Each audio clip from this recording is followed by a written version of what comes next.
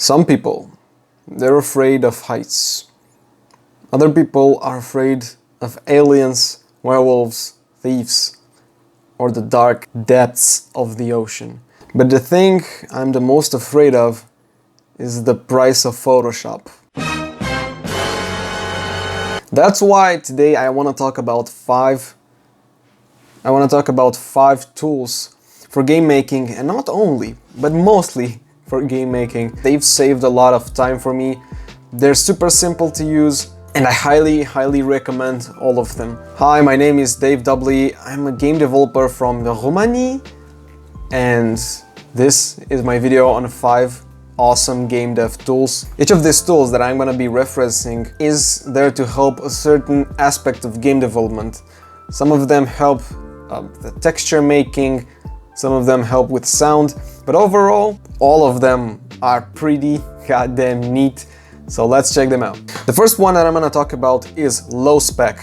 LowSpec is a website for choosing your colors for pixel art.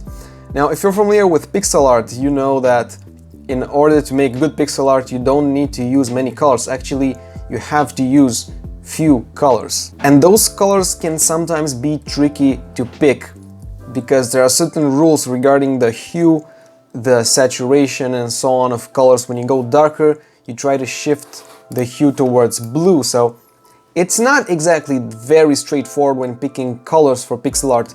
That's where LowSpec comes in. What this website does is it gives you some palettes, some color palettes to pick from. Usually I just sort by number of downloads because usually the most downloaded ones are the most used ones, and so they're the best ones. And indeed they are. No need to mess with colors, pick the right colors. I just have the palette list and move on.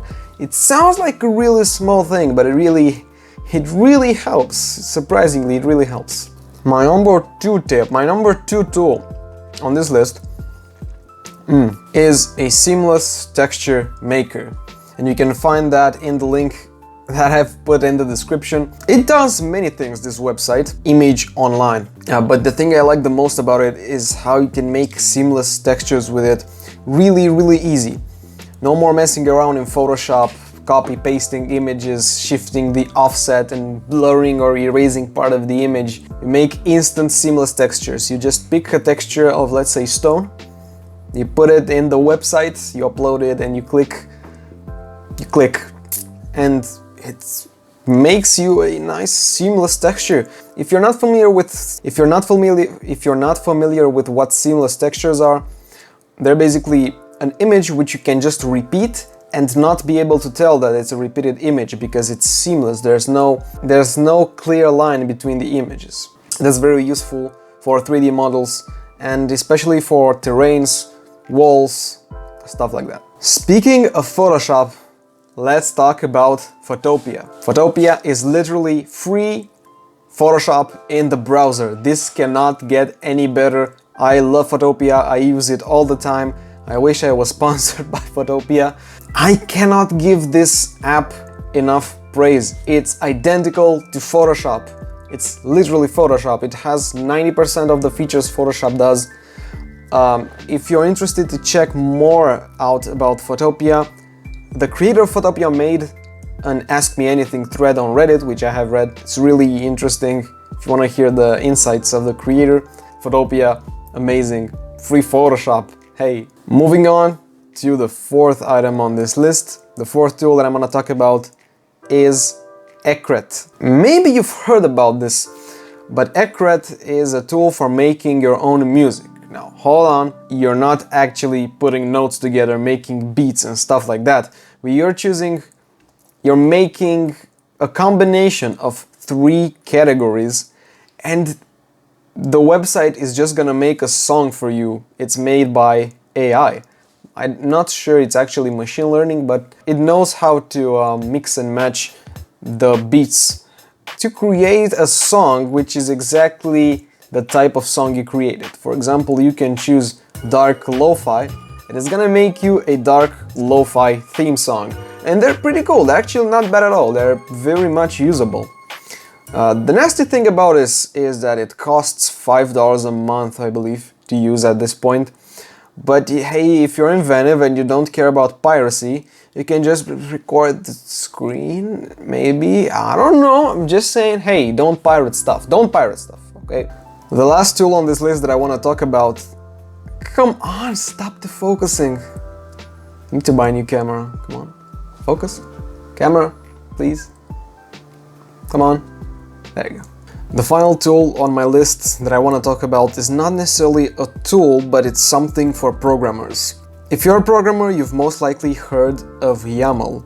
90% of programmers I've talked to know about YAML, but I've noticed some of them don't know what actually YAML is, because they assume it's some kind of markup language. The title of YAML is YAML ain't markup language. YAML is literally JSON with Python syntax. What does it mean? It means YAML is a form of storing data. The cool thing about YAML is it can do everything JSON can do, but without all the added punctuation. There's no accolades, brackets, there's no commas, and even no double quotes. So basically, you use YAML to store data in a much neater and easier to read way. It's in a human readable format. If you're familiar with JSON, which stands for JavaScript Object Notation, you're gonna love YAML. And most languages have a built-in parser for YAML, and if they don't, they have for sure a downloadable module or something for parsing YAML. The drawbacks of YAML? None! It's just like JSON, but cleaner. Perhaps you don't really like indentation as delimiting blocks, but if you do, if you like Python, YAML is the thing. So that's it, that's my 5 tools that I wanted to talk about. Some honorable mentions include the UI designer called draw.io, which you can use to make and design UI. Also MagicaVoxel, which is a tool for building voxel-based 3D models, which are basically models made out of little cubes. It's like pixel art but 3D. It's pretty cool. That being said, I hope you enjoy my 5 tools. These have really helped me a lot in my development journey, and I hope that these tools really are gonna help other people as much if they help me. Hey, how did these headphones get on my head? Anyway, till next time. Oh, hold on. If you like this video, please hit that subscribe button and that thumbs up button, which stands for like. Hit the like button, please. Also, you can follow me on my Twitter page, on my Facebook page, which I have linked down in the description. Until next time, happy Halloween and happy development journey.